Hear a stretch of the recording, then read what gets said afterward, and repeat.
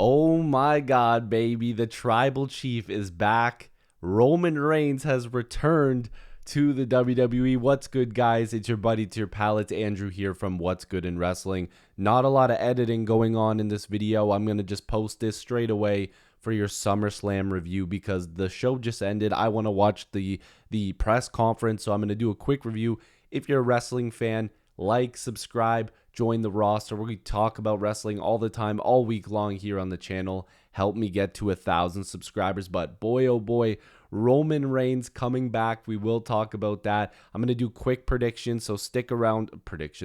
Quick reviews of all the matches, so stick around, and we're going to talk about Roman at the end. But starting off, we had the Women's World Championship match with Liv Morgan defeating Rhea Ripley, defeating Mommy in her first match back with the interference of Dominic Mysterio. Dom looking like he was going to help Rhea, but then ended up helping Liv, and then they made out at the end. Oh my God, the Judgment Day imploding, Dirty Dom being as dirty as he possibly can, getting in there and attaching himself now to Liv Morgan. He's just going from champ to champ. He needs to make sure that he sticks around with Liv because, man, this story is only going to get better. But what a crazy turn of events. The match was good. Both Rhea and Liv are fantastic, so no surprise there. Then we go on to the IC title, and what do you know? We got a new champion like I predicted in my predictions video. I was 2 for 2 at this point. Braun Breaker defeated Sami Zayn. Hopefully, I'm saying no spoilers, but you guys should know if you're clicking on a review. I'm sweating. It's hot as hell here. Sorry for talking so fast, but man, Braun, this is just the beginning for him. Sami could potentially get involved in this bloodline versus bloodline thing that's potentially going to happen. So good for Sami putting Braun over, and this is just the start of an amazing career for Braun Breaker. He's going to win a ton of titles. Now, speaking of titles and changing hands, we had Logan Paul, the United States champion, in his hometown of Cleveland, Ohio, even though he's by way of Puerto Rico now, defending against LA Knight. Yeah, everybody's got to say it with me. Everybody's got to say LA Knight, yeah, because LA Knight is the new United States champion. There were some really good spots. Again, Logan is really good in the ring. He said some crazy stuff outside the ring recently. But again, if we're just talking about the wrestling portion, look, this guy had a fantastic match once again. Him and LA Knight started off strong. I loved the beatdown at the beginning, them going back at each other, back and forth. MGK, not a big fan of him either, but he got involved. Jelly Roll, again, I'm not too familiar with him. I do know of him, but I don't know a lot about him. He got involved at parts in the show. But man, LA Knight needed to win a title. It's about time. I'm really excited for him. I'm really happy for him. So, man, LA Knight is the champ. Really cool. Another championship match held right after this. This card was stacked. Like, SummerSlam was fantastic. The WWE Women's Championship, and that was Bayley versus Queen Nia Jax.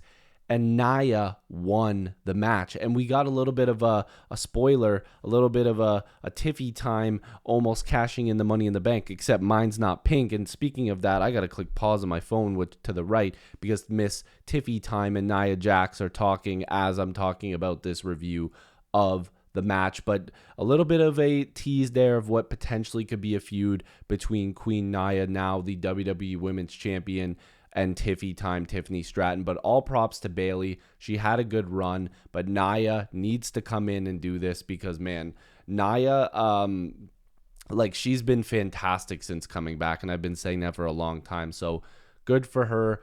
And man, boy, oh boy, oh boy, this match, the storytelling. Oh my God, Drew McIntyre versus CM Punk with Seth Rollins as the special guest referee. And that bracelet that they were wearing, all three of them in the match, if I could put 3 up, apparently I can't put up numbers properly on my fingers.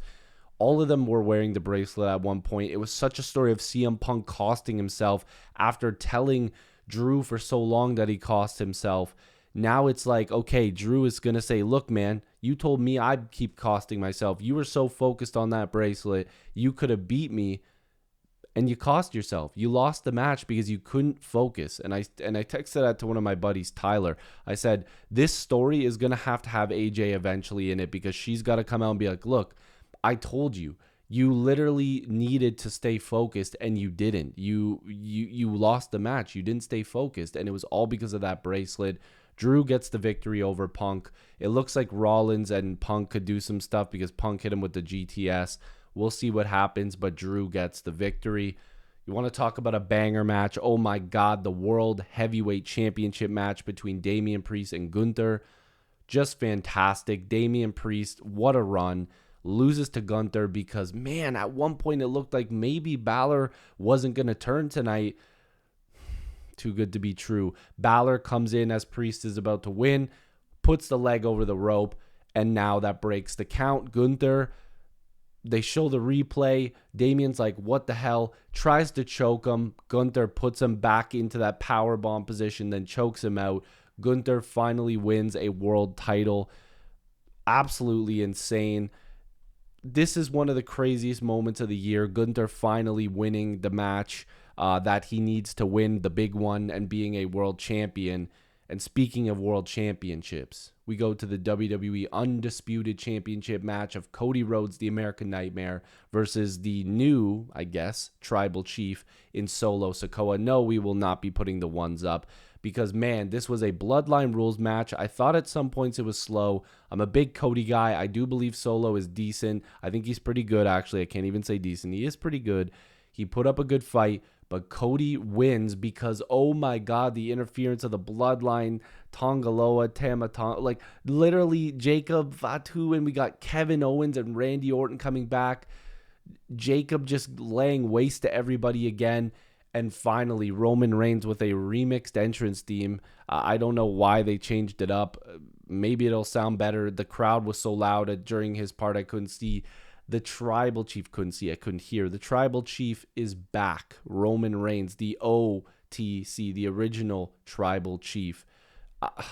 Listen, I am so happy that he is back. I love Roman Reigns. He's so good. He's one of the best to ever do it.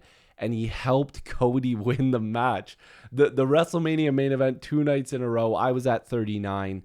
And then we all watched 40, of course, with one of the greatest main events of all time. And Roman helped Cody. That's insane. This is going to be some Bloodline Civil War stuff happening soon. But man, Roman's back. What do you guys think? If you guys are new here, make sure to like and subscribe. Join the roster. I'd love to have you guys here. SummerSlam was epic. What do you guys think? Rate the matches down below. But more importantly, the Tribal Chief, Roman Reigns, is back in action. I'll see you guys in the next video. Stay subscribed. That's what's good in wrestling. I'm Andrew, and I'll see you in the next one.